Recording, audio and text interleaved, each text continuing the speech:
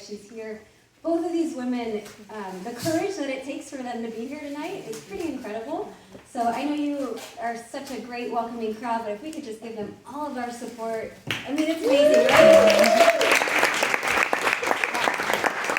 So I just want to say, you know, with the time that I've spent with both of you, I am personally so inspired by you. I'm just blown away when I hear your stories, and then to have you here to share with all these foster parents that are in the trenches, like, thank you for coming to encourage and inspire them. I know that they're going to walk away feeling so grateful for your time. So we're really excited, very honored to have you. We're going to start with Angie sharing her story, and then when you're finished, if you want to pass the mic to Perla, and then we'll open it up for Q&A as well. Okay. Hi guys, I'm Angie. I'm 16 and I'm now a junior in high school. Life before I was adopted was pretty rough. I had actually like 3 different foster homes before I was adopted. The first foster home I went to, I was about, I want to say 7. And that foster home didn't really treat me well. They abused me and my half-brother that was there in the home. We stayed there for like about 9 months, and it was just not healthy environment at all. There was like 2 other foster kids there that also got abused. And after the 9 months, we went back with my mom, and she tried really hard to get well. And I think that when she got us back, she kind of went through everything over again. She was just really mentally ill, did a lot of drugs, and just didn't really have the right mindset to take care of us. And we moved around a lot. We never really had a house. We just stayed in hotel rooms. And if we ever did have a house, we were there for like 3 months max. And then one time my mom just got really, really like mentally, like just wasn't doing well at all. And we stayed at my cousin's house for a while, and she was gone for like a year, and then she came back all of a sudden, and we went to another like mental house that she had, and of course she couldn't stay, so we walked like 25 miles to Huntington Beach, and my brother was with me at the time too, and I was 8 at this time, and me and my brother, my mom and my brother went to the bathroom down at Huntington Beach, and she asked me to stay outside for a little bit, and she left without me seeing, and I was stuck for 2 hours, and she was halfway up the beach, and I had to stay in a lifeguard tower, and after a while, for searching for my mom, I went up to, like, I guess the parking structure, like where you buy tickets, and I was sitting there sobbing, and they asked, "What's wrong?" And I was like, "I can't find my mom," and I gave her her description of what she looked like, and like, "Okay, we're on it." And yeah, 2 hours later, they found her, and I went with my brother, and we stayed in a police car, and we were there for like 3 hours. They were asking us a bunch of questions, and they're like, "Okay, we're gonna put you in Orangewood." And Orangewood's a place where they don't know exactly where they're gonna put you. They can either put you in a group home, right into a foster home. It just depends. So they ended up putting me in a group home after 3 days, and then I stayed there for another while. I don't remember how long it was. It's been too long. But there was a lot of kids there, and after a little bit, they put me into a foster home, and I was kind of scared too, thinking that this is just going to be everything all over again. The foster family is just going to abuse me, and it's just not going to be very good. And I was very traumatized. I remember going through a really tough time in that home, but I know they wanted to give me all the love and support that they could give me. But unfortunately, they weren't really looking for long-term kids, and they were going to send me back to a group home by the end of my first year in 4th grade. I never went to school before then. So after they were gonna give us back to a group home, and we ended up meeting. Well, actually, before that, during spring break, we met my mom and my dad back there for the first time while my foster parents went on a trip. And I remember literally just falling in love with the family. I met my brother Jackson for the first time, and I just remember, I think the first thing I did was vacuum your guys' house. It was wonderful. She loved it. It was good. She did it on like her spring break. It was very odd, but I don't know why, that's just something I remember.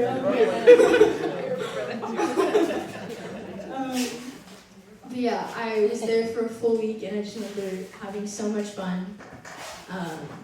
But after that year, being with my foster family, yeah, they sent us back to Aubrey and Scott, thankfully. And I am here now today, 5 years later. I'm adopted. 7 years. Oh, wow. 5 years since I've been adopted, 7 years since I've been with them. But yeah, I'm here now today.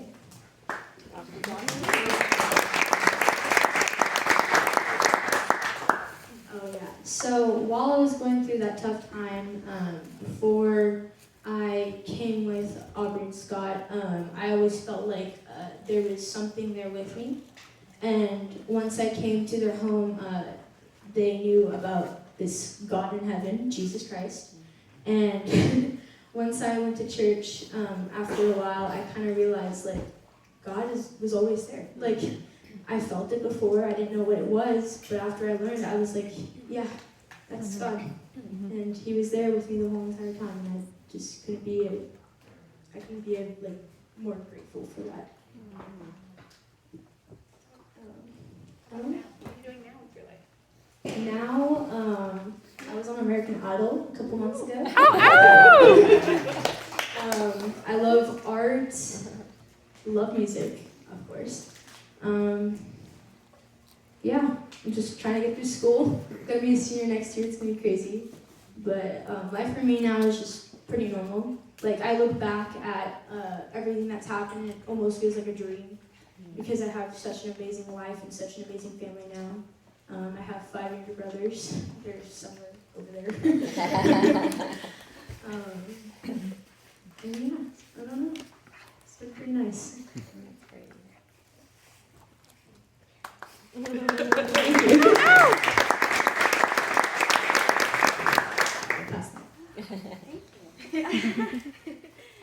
I was already sweating by the time she was like almost done. Well, thank you so much for having me, guys. My name is Perla. I just turned 23 last month. Pretty recent. My story, I was never adopted. So basically what had happened is I was born and raised in Mexico. I came over when I was 12. Then when I was 15, I have another sister, a younger sister, and a younger brother. My biological father tried molesting my sisters, so social works got involved, we were removed. I remember being in Orangewood as well. I had to stay for a longer period of time, not sure why to this day, but my siblings were able to go back home. After they were back home, 2 months later, I was able to go back, so it seemed like Mom was doing a lot of therapy, a lot of parenting classes, so that helped her. But I just felt like I really never had that protection, even from my mother. I always liked school. I feel like school is just the easy way out to succeed in life, in a way. So when that had happened, I was in high school. I was a junior, and I remember them saying that I wasn't going to be able to go back to my original high school. So I had to be at the school that they offer at Orangewood, which is one teacher that tries to teach you like 6 different materials. I remember during that year, I was really excited to apply for college my following year. And I just remember being not okay with me having to lose my education because of my parents' drama that they had going on. So I had to fight for my rights until they allowed me to go back. So I did have someone that would drive me to school and pick me up every time. During that year, it was really hard for me to focus and get my homework done, but I was able to communicate with my professors, and they made things easier for me. Then I became a senior. I was still involved with social services. It was like we could either keep you at home or we could take you back. So at that point in my life, I just felt like I didn't know what was going to happen tomorrow. So one day I was there, I didn't know where I was going to be tomorrow. Then, I turned 18, so I was a little bit more open to making decisions. I decided to stay with mom because of my younger siblings, so I had to look out for them. I felt this need of protecting them. That same year, I also find out that I got accepted to a 4-year university, so I was really excited. I think that I worked so hard through high school to make that happen. So I just went for it. I remember going, giving my deposit, not even thinking how was I gonna pay for my 4-year university.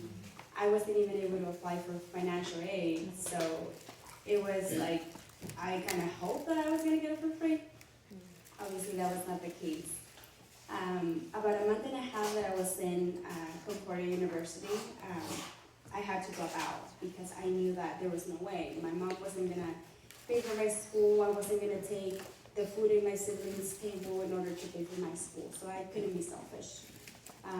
So I dropped out. I said, maybe school's not for me. Then I just, again, couldn't keep a no as an answer. So I decided to go to community college. I went over, met some really great people, got involved with the Guardian Scholars, and they just made my 2 years at Santiago Canyon amazing. Then I transferred to Cal State Burlington, which I graduated last year as well. I did human services with an emphasis in mental health, and then I decided that I wanted to do social work. My last social work really showed me that not all social workers are bad, as they seem, and that sometimes they just do things because it's for the best of us. So I just kind of felt like it was a mission for me to really give back and to help kids understand that our purpose is just, to help. So then this year, I applied for my master's program. I actually just heard back from UCLA that I've been accepted. Oh, yay! I also heard from San Bernardino and back to Cal State Burlington. So now instead of me wanting to look for a school, it seems like now I get to make the decision where I want to go. I've been working at a lot of places now. I think currently I have 3 jobs, if that makes sense. One of my jobs is at the Orange Foundation. I'm a peer mentor there, so I deal with a lot of foster youth. We create workshops. I oversee them when they need help. Then I also volunteered at the Orangewood Children's Home. Going back there was very traumatic. Just being there and knowing that I no longer was the kid in there, but more like a support for them, brought a lot of memories. But I just felt like if that's what I needed to do, I needed to push my fears. So I volunteer there. Now with COVID, that hasn't been happening. Then I also work doing Good Works. So I'm a coach lead for foster youth as well. So I help them look out through 8 life domains, which would be education, finance, housing, stability. So I get to hear a lot of traumatic stories now. And sometimes I walk away from those meetings, I myself crying because I just feel like I just want to help them and do it all. Reality is that I'm not able to. So I just really encourage them to not give up, put my story out there and say, you know, like there's a God and we're gonna get through this. Recently I just helped someone complete their diploma from high school, so they went to a trade school, finished it up. I also help them with like getting a passport, driver license, anything that they can bump into, especially with school. I'm so close to school that I think I know the system right and left. So when they are applying for school, even scholarships, I've been always an open book for them. And I just feel like the community that once helped me is like now the community that I need to give back. And I'm not able to give them back financially what they give me, but I'm able to give them myself as a coach, as a lead, as a volunteer. Like I said, working with this youth, it's incredible to see how much lack they have. Like their behaviors might be like, why are you doing this? Like, why can you follow? But I don't think it's that simple to judge. I mean, they never really had someone there, no one consistent. And even myself, when I try to say like, I'm here to help you, they almost seem to say like, for how long? Like, you're gonna leave me in 2 weeks, or you're gonna get tired of me. So it's me trying to show like, no, I really wanna do this from the bottom of my heart, and no matter how many times you push me away, I'm gonna be here. So that's really hard. I mean, it's hard for them to feel loved, to feel like they belong here. Some of them like feel like there's no hope anymore. And so it's just amazing to see how there's people like you guys that truly care and truly plan on staying in these kids' lives. Especially for the older ones. I feel like the older ones have more trauma in themselves, and it's just harder for them to find this family that they could connect with. But yeah, that's what I've been doing now. I mean, the closer that I get into the field, the more that I like it.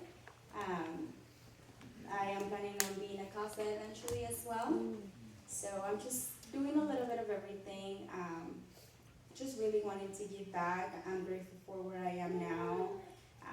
Still don't know how I'm gonna do to pay my master's program, but I know that I'll figure it out just like I figure other things out. But yeah, I don't know if you guys have any questions. Thank you. Yes.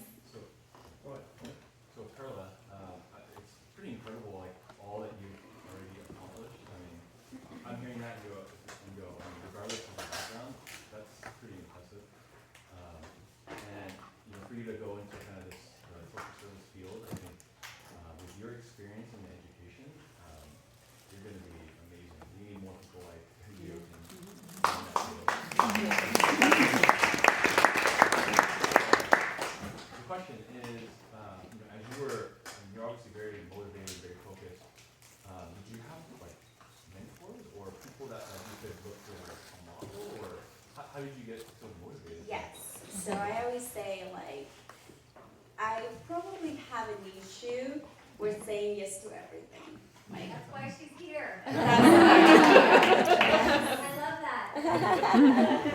I'm learning on my boundaries, I'll tell you that. But if somebody were to come and say like, hey, did you want this? Yes. Like, hey, do you want to participate? Yes. So there was a point in my life where I had like 5 different mentors, like 5. But I make sure that I worked on each person on a different thing, because there would be no point of me working the same thing with one person.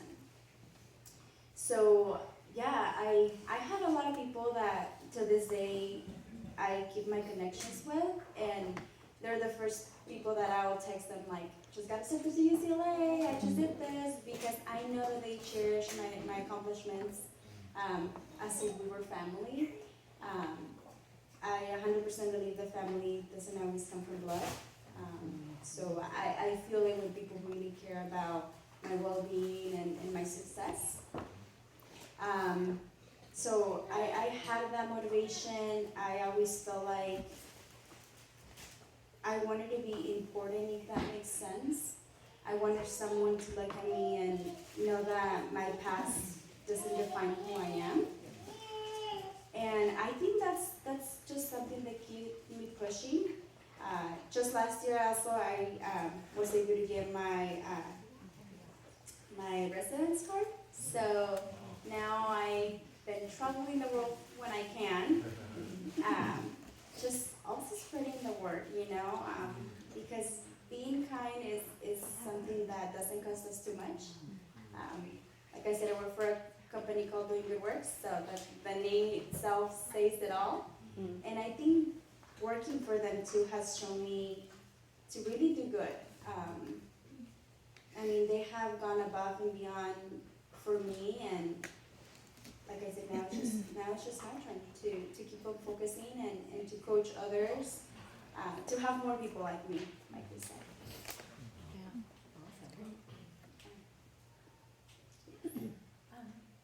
Because of your experience and then working with these youth, how do you protect yourself? Because I know secondhand trauma is a real thing for people who are becoming social workers. How do you process it and then go home and have a regular life?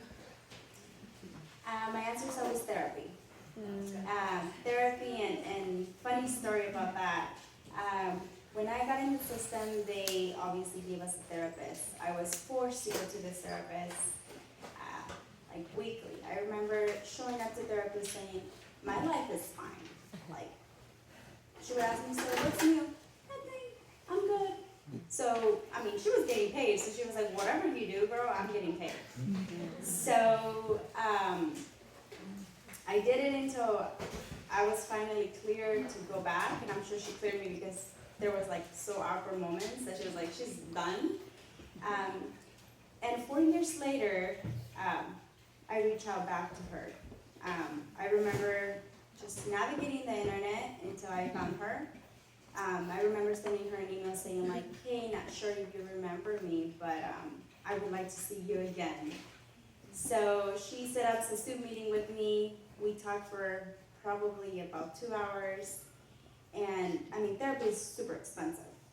I would love to go every day if possible, but it's super expensive. So then I kind of told her, I would want to see you at least once a month, something that I can afford. So she says, you qualify for a whole year free of therapy. So not sure if you want to take it.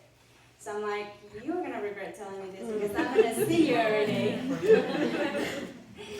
So I've been seeing my old therapist now. I think I started seeing her in June, so maybe 6 months now.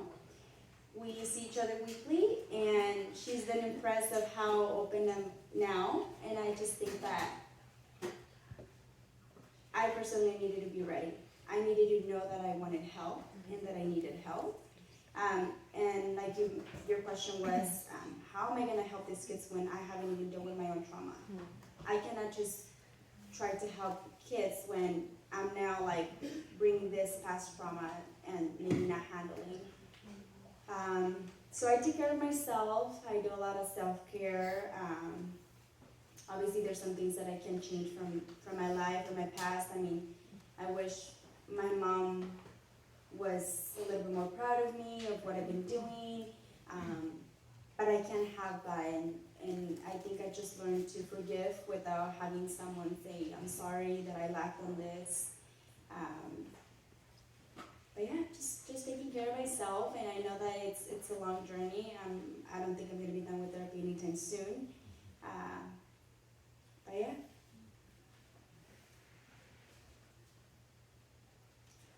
I don't know if you guys have questions for her. Okay, the floor. I guess. Sure. Go ahead. Do you have a relationship with your father-in-law? Ever since I was adopted, she kind of she just didn't really talk to us after that. I guess I'm wondering because you never adopted me, and just how, from your perspective, how it plays into your life. Well, at first, I didn't understand why I couldn't see her. But after a while, I slowly realized, she just wasn't, a healthy person to be around. and she never really like took the time to like, you know, take care of me, right? So I just like, it's fine, like I don't. But it's still a loss you had to grieve, right? Yeah, yeah. The one thing, What's Well, the actually, what's the one thing that you wish you would have though, so it could maybe remind parents to try to get that while they can? oh yes. I don't really have baby photos of myself, and so that's something that I really wish I could have. I think the youngest photo I have of myself was from 4th grade, actually. But there was one time, to go back, she did actually reach out one time. She found my Instagram, and the first thing she asked was, "Hey, how's it going?" And I looked at my phone for a while, and I just started crying because, first off, I wasn't expecting her to like text me, and she just that response was just like, "So you say how's it going like nothing ever happened." Like it just made me so angry inside, and I kind of just left her on there because I didn't really want to respond to that. But And Jameson was kind of a preferred child, and she was like, "How's it going?" And then it was like, she went right to asking, "How's Rocky? What's yeah. what's Rocky doing?" Like, it just kind of blew her off, so she got angry, Yeah. kind of annoyed. So. There's a question up in the front. Oh, I have a question for you. How old were you when you were adopted? 11. Or 10, almost 11, I think. So you had a lot of memories, Yeah. a tremendous amount of memories. Mm-hmm. How was it for you, like, in the beginning with your adopted parents? Were you fostered by them for like a year or more than a year? How Like was that? a year and a half, 2 years. I think we got them June 20th, and they were adopted the following September, late September 23rd. So we were there with us for what is that, like 14 months? But they were with their first family in the group home. I think we realized that their adoption took 29 months of them being in the system, and that was with mom only coming to 5 visits in that whole time. Was it your choice to use your mom lifetime? No, yeah. It was just like part of like, She could have come twice a week, but that's just when she chose to come. yeah, most of the time she didn't even show up to most of the visits. My dad actually never even got to meet her. Not her birth dad. Yeah, What is it like to be in a group home? Are you in a room with a lot of girls, or do you? Yeah, so, oh yeah, we can both answer that. For me, I don't really remember. I just remember it was kind of fun because I had like a lot of friends there, and it just kind of like took my mind off of it. But yeah, I wasn't there for super long, but more than sorry, just switch. For me, it was not the best experience. I remember that when I knew that I was gonna, stay there for a long time, I had gone home and pick up like clothes for me to get in the dorm. So you'll share a dorm with another girl because they're by cottages. So girls certain ages in one, boys another one, and then we'll just all eat together at the dining room.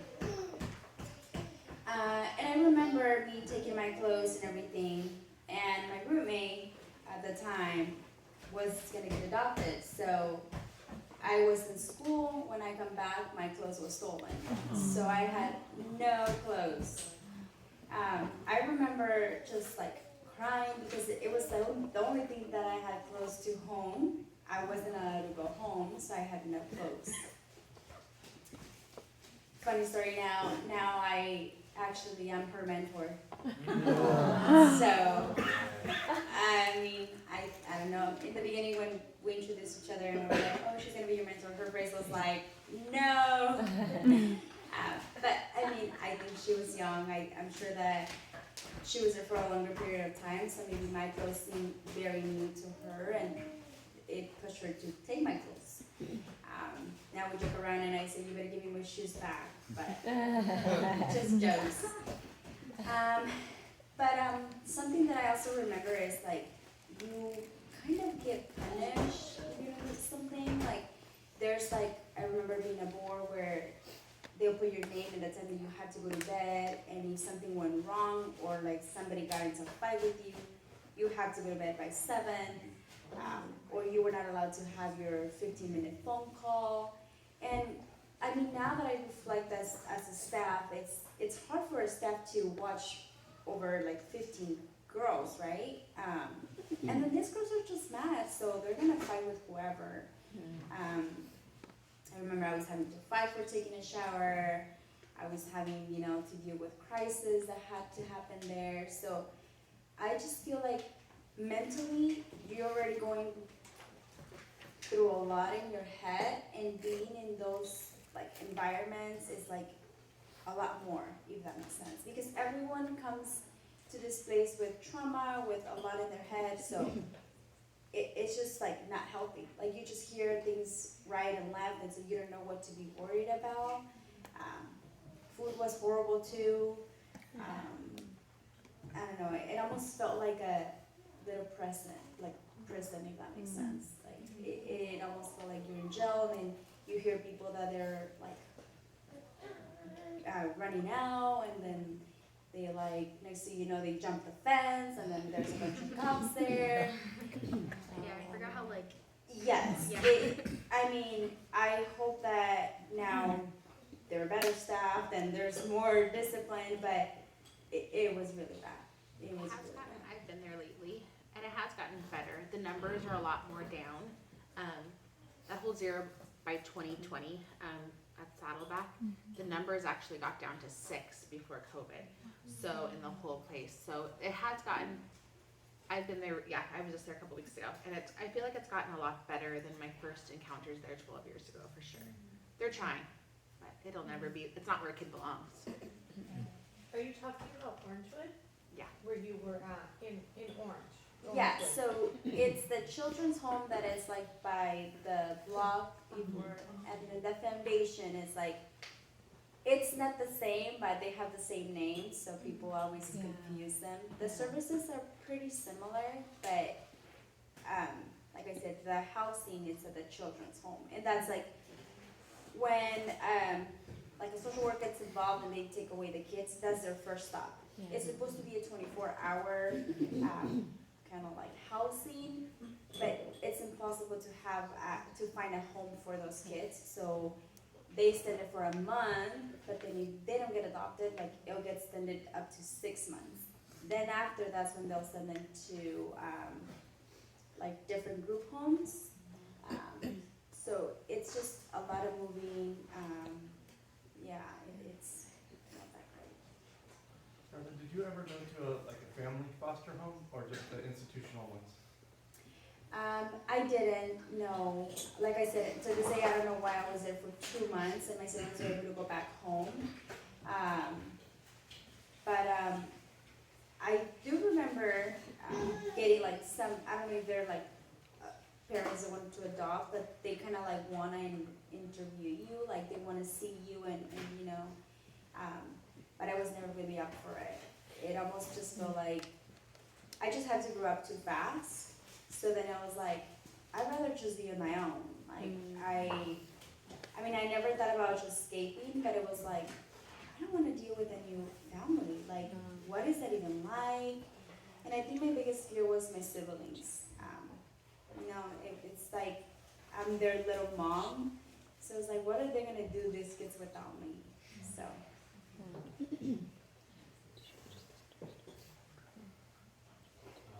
So Angie, I'm always struck by how courageous you are, whether it be like playing music in front of people or speaking and sharing your story. So thank you for sharing.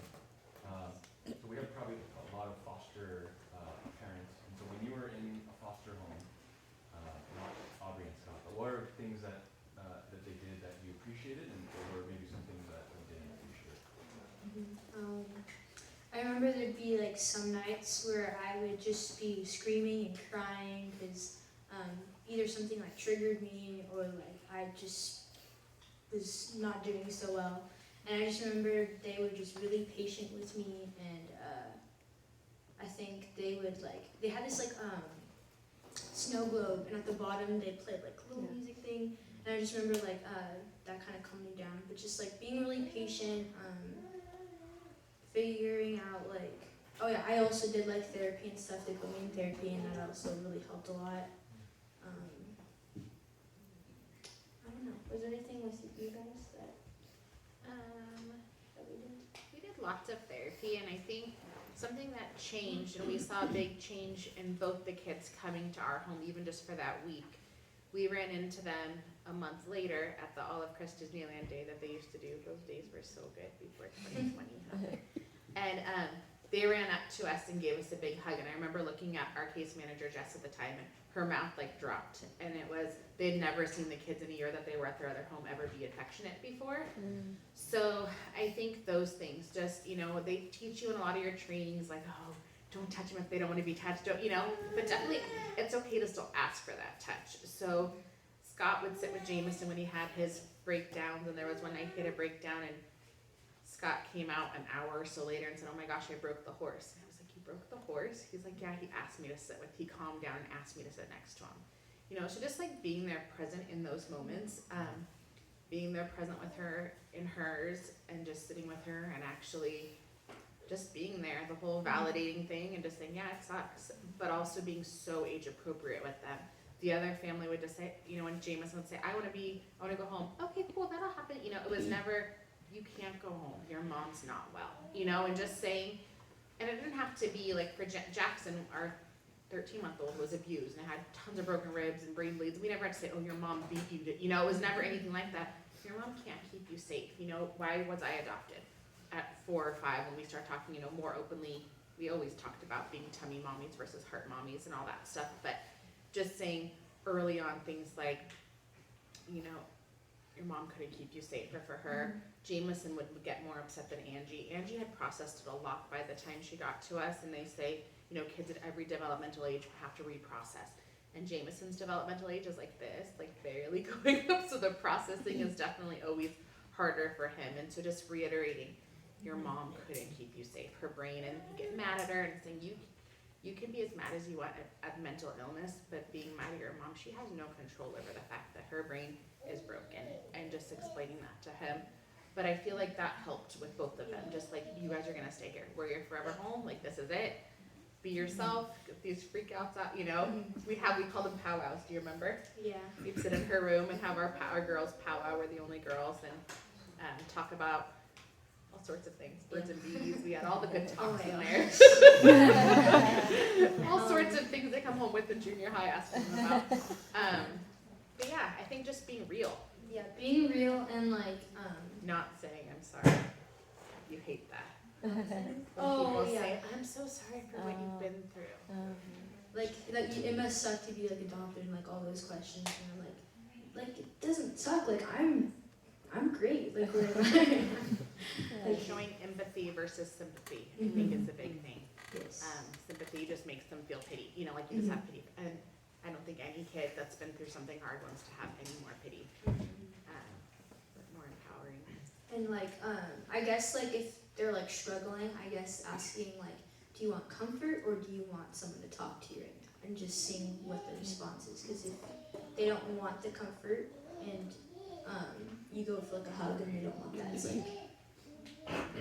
or if you want to talk to them, or sorry, I can't speak right now. But just asking that question's really good. Yeah. It's good to ask. And I still ask her to this day. We were in a hotel the last 2 nights. We had to go to a conference, refresh, and then another conference, and her and I were there, and I'm like, do you want some cuddle time? We had our different beds on going opposite sides of this giant hotel room. She's like, okay, but you have to come to me, I'm really tired, But it was awesome. But then she's like, oh my gosh, how many times are you gonna kiss my cheek? Really little, so long. But I still ask her, but it's definitely awkward all the time. You missed a lot of school in the beginning. Is school still hard now? Yeah. Well, it's not that hard. I have an IEP, School at first was hard. Hey, She's doing a lot better. COVID did not help. no, definitely COVID did not help. But I'm doing way better now, like so much better. At GPAs first for it was- boyfriends. Oh Yeah. GPAs for boyfriends. Yeah. Oh my god. 3.0 if you want to date. That's a good one. It's working. Compare that. Yeah. But yeah, like at first it was hard. I think I had to like relearn everything all in that 1 year. But having the IEP and like getting time taken out of class to go back and like relearn like simple stuff was like really nice for me. But yeah. And that took us, so all you parents don't think IEPs just come magically. That IEP, she was in 4th grade, 5th grade. We did not get the IEP until 5th grade and 7th grade. They start to went over everything with You guys know what an IEP is? Yeah, I'm sure most of them do now. But yeah, that took us a long time to get her. It's a special, just so in case you were afraid to raise your hand, it's like a special plan for the one kid, like, for their educational needs, like where you have the school counselors there and some other personnel, and they make like a specialized program that For, they like, execute for the child. Yeah. Like for me at first it was like time taken out of class and just like having more time to turn in assignments that you're really struggling with. The teacher, like you have like a teacher aide that comes in, like sits down, like kind of helps you with stuff and just like stuff like that. But the laws are they have to be 3 years behind until they qualify, so that's why we couldn't get her qualified until They have to be what? 3 years behind educationally, 2 to 3 years behind. So it took us a long time to get qualified for that. I want to ask you, you know I call your mom all the time, but coming from you. So our 2-6 is approaching, and my foster daughter was 8 when I got her. So I picked her up from Orangewood, and same thing, just 8 years of trauma and a lot of memories. And now that it's kind of coming to an end, and it like your mom and I talked about, there's a whole side of a sadness almost to adoption. You know, it's exciting for a new beginning for our family. So what's something that, because with her I really see her struggle. It's she saw her mom for the first time in 6 months last week, and it's like she reverts back to just hoping that her mom could maybe still possibly get healthy, which isn't even an option at this point. So I guess my question to you is, how do you support that? Like if you guys could go back and say, I wish, I would have done this, or I know you said baby pictures and stuff, but she has anger one moment, sadness the next moment, and so I just want to make sure I'm validating her and supporting her. So if you could go back, what would you give advice to pretend your mom's not sitting there. I guess just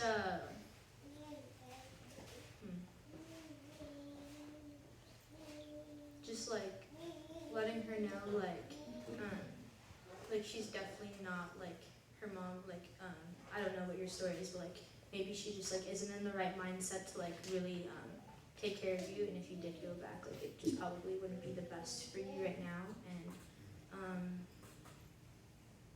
I don't know. Are there any other things that you wish we would have gotten from your mom or asked your mom, or I know it's been hard. Her mom moved a lot, and I know Michelle, your mom is, sorry I'm saying that name, not that it matters to anyone here, but moves around a lot and stuff, and they change phone numbers. What is this thing with birth parents changing a phone every 5 minutes? Yeah. So I feel like any way that you can create an email, I wish we would have done that. We did that for other kids now, we have emails or we have phone numbers or PO boxes or whatever it might be, but we weren't able to tell her mom any of that stuff early on, here's how you can always get in touch with us. So what would we do for that? I don't think there's anything we could do to be able to get in touch with her. Or did you just not want to talk to her? Cause sometimes I feel like my foster daughter is out of sight, out of mind. Yeah. And then it's as soon as it kind of comes up again, it's she put all these things in a box and she sealed it up tight, and then she can't keep it closed when she's around her. Mm-hmm. That happened to you, I think. No, yeah, I definitely went through waves. I think definitely at first I definitely struggled with it. I went back to why can't I be with you and stuff. but then like yeah, I kind of grew up a lot faster, and kind of the same thing where like I thought I could parent everybody, not everybody, but like my brother and stuff, and I just like knew that. Like yeah, I think I just had like that realization, and over time like I just like stopped trying to like search for her, because yeah, like once she stopped talking to us, like I was just constantly like, why can't I have my baby photos? Like why did she just disappear? Like what's up with that? And I would have anger over that, but after a while I just realized like it's not really worth it anymore. So So time. yeah, just over time. I know this was not my question, but I would like to jump in as what I see from like the kids that I work with. And each kid is different. So even if somebody were to tell you like, I work this way, everyone is like their own individual and they cope with things differently. I think that as long as a parent, you're able to you're open to talk about it when they're ready, I think that means tons. Even for me, like sometimes they don't want to share stories and they still want me to help, and I'm like, how can I help if I don't know the story? But it's almost like an open door. Like I'm gonna be here and I'm gonna listen and I'm gonna validate you, but that's it. Like I'm not gonna push, and we're gonna move as fast or as slow as you need to move. But I think the ideal is to not forget about like our parents, where we come from, right? Because that's always gonna be inside. Even our behaviors are gonna be like, why do I behave this way? Well, it comes from my mom, my dad, right?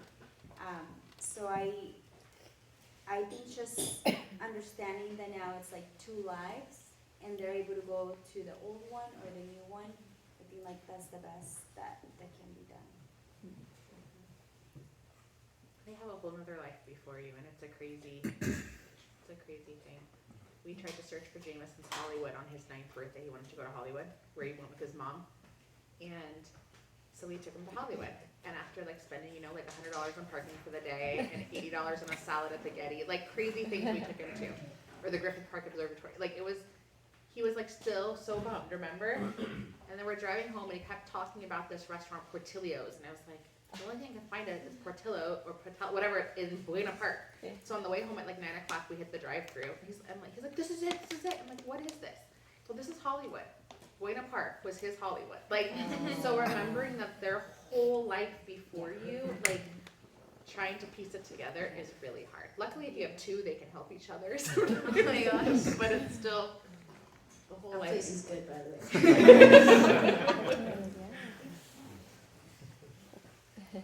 So two questions. One, Perla, you work with Doing Good Works. They do something really kind of unique and cool. It'd be interesting to hear explain to everybody what you do at Doing Good Works and what they do. And then the second question is for Angie. Curious about your American Idol experience. How was it? Okay. Oh, it was really good. It was fun. I don't know how much I could share, but like. You can share with me. It doesn't matter. We know she's not on the first 4 episodes. No, Maybe yeah, I post on Instagram like, hey, like, watch this premiere night. And everyone's like, yeah, when are you gonna be on? I'm like, I have no idea. But who's your favorite judge? Favorite judge? Probably Katy Perry. I grew up listening to her music, so I was like, oh, there she is. That's awesome. But yeah, we spent a week there in October. I met a lot of the contestants there. I'm still friends with them now. But the whole experience was just so bizarre and so crazy. It was just so nice. We stayed in a hotel that was like $700 a night. The one hotel down in West Hollywood. But it was just nice. I got to spend time with my mom. We walked around like Sunset Boulevard, and yeah, it was just really nice. When I got onto the stage though to sing in front of the 3 judges, let's just say I blacked out. I don't know what happened, but yeah, I understand why I got 3 days. So yeah, but yes. They did tell her to come back and that she was really strong, but that she was too innocent. Which, if they say my 16-year-old's too innocent, I'll take it. Yeah. She's good. So it was like, what is Doing Good Works, right? Yeah. What is Doing Good Works? What's their focus? So it's like tons of things at this point, like I don't even know. Like we always come up with new things. So they do a lot of like merchandise, like t-shirts, pencils, like anything that can be like banners for school, for campuses, events. And basically 10% gets donated to like foundations that help former foster youth. So they'll donate to campuses, like that's how their Guardians always get funded. And then right now we're doing like checkout boxes. So we hire former foster youth. We actually pay for their lifts because they don't have like transportation. So we'll pay like their rides back and forward. We provide lunch for them and their break gets paid. During this time, like I said, I come in as a coach, as a lead. I help them get a bank account. Some people don't even have health insurance and they get it free until they're 26. So it's just like tons of paperwork and guidance that they need. Some don't even have IDs. So you'll be surprised. Like you'll ask, like, do you have this paperwork? Do you have this documentation? And they don't. And it's not that they don't want to, it's just that they don't even know how to get it. So during that time, you make sure you know that they're able to get documents that can help them succeed. Just because our job is not like a long time period, so it's just like getting them in the field, helping them get a resume so that they could eventually go on their own with job experience, and you know they're able to form their lives. It's been amazing to see how much I have impacted their lives. Like I said, my birthday was just last month, and I was just in my cubicle working, and everybody came and said happy birthday, and they're like, we were gonna get you a cake, but we forgot about it. So I'm like, oh, that's no problem. Like you guys, you know, you don't have to. And right next to our building, there's like a company that makes cakes for supermarkets. So these kids go running next door and say like, we need a cake. And they had no money. They were just like, we need a cake.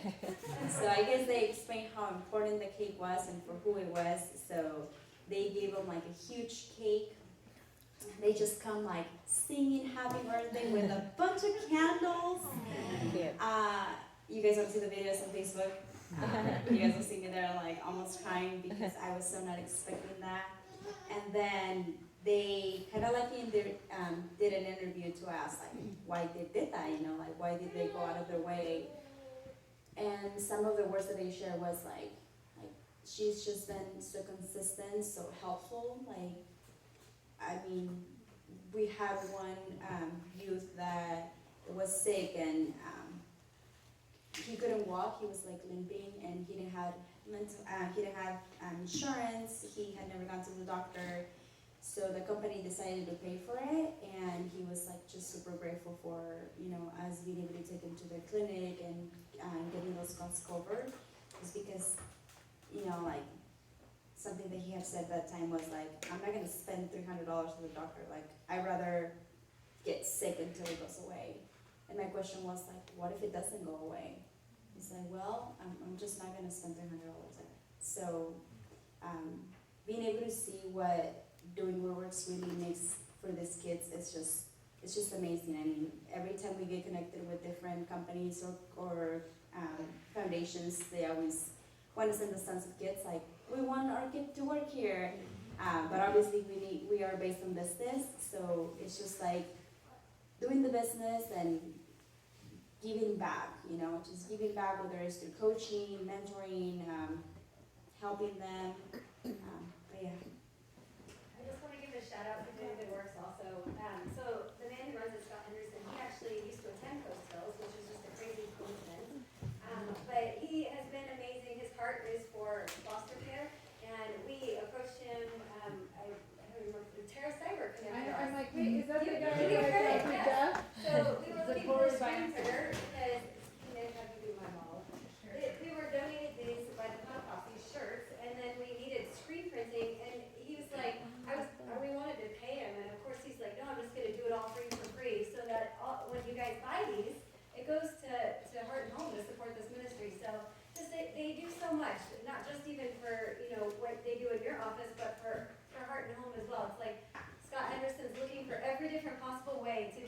foster families. So I just want to, give it a shout out. And then look at the merchandise, right? So you guys want to see that? You want to buy it, right?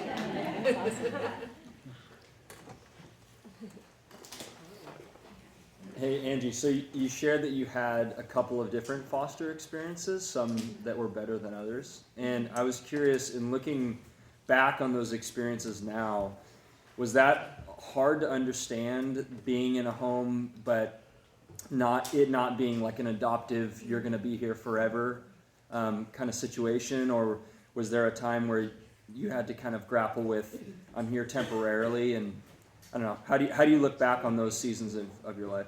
They didn't really like tell me, honestly. Like they were very like vague with what was gonna happen. I think I just thought I was gonna be there temporarily, because I always had that thought like, oh, I'm gonna be back with my mom. So I think I was just very like stuck on that. They weren't open. They didn't tell the kids much.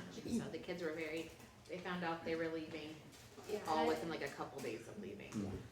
Yeah, and I don't think I even knew like what adoption like really was. Yeah. So I don't know.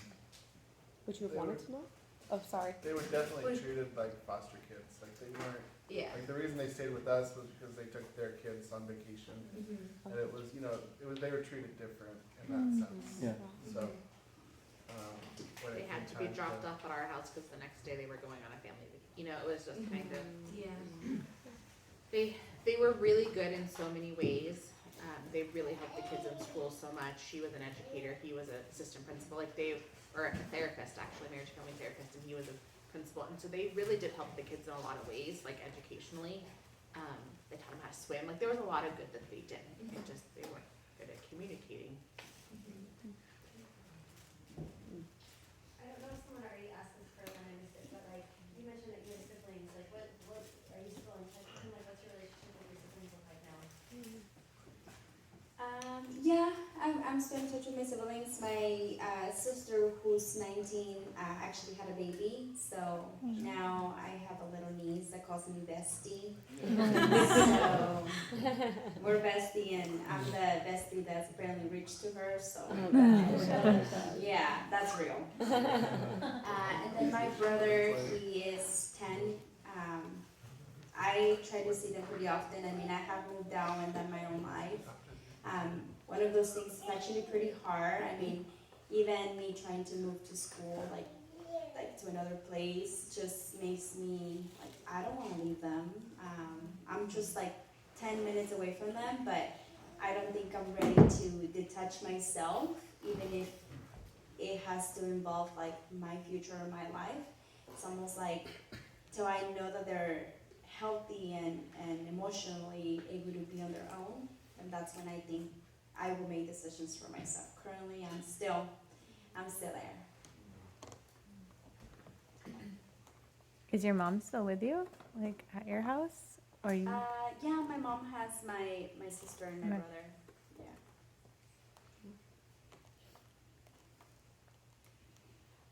I had a question, because I noticed like when the kids are older, we had adopted one older kid and fostered a couple older ones.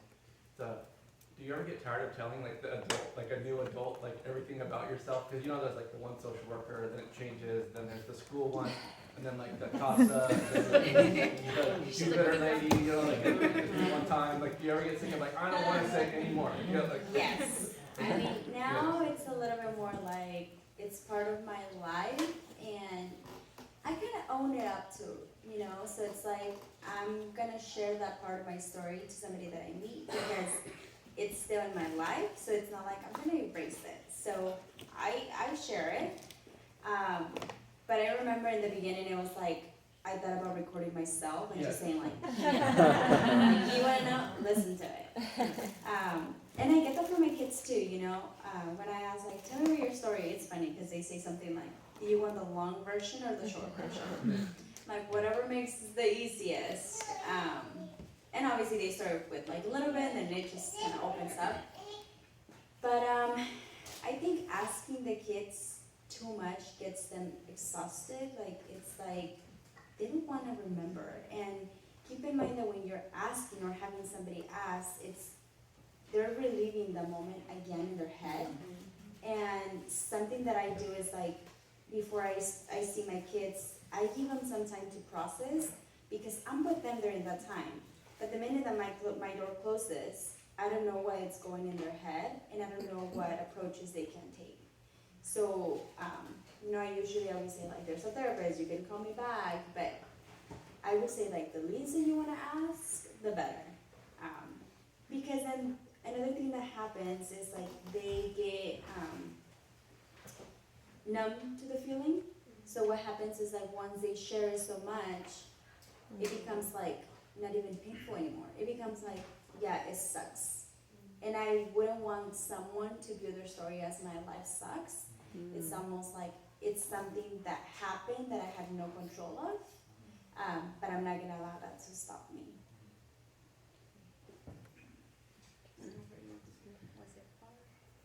Was it hard?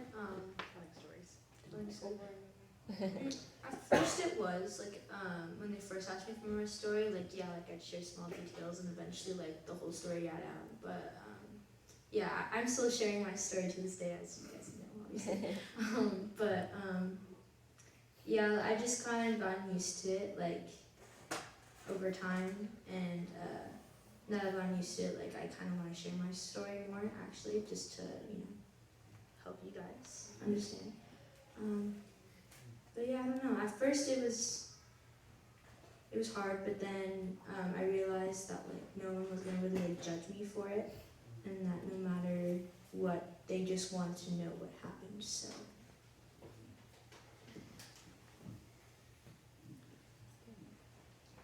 All right. Thank you guys so much. That was awesome. I mean, again, that's like I have a hard time even speaking in public. Oh, there you go.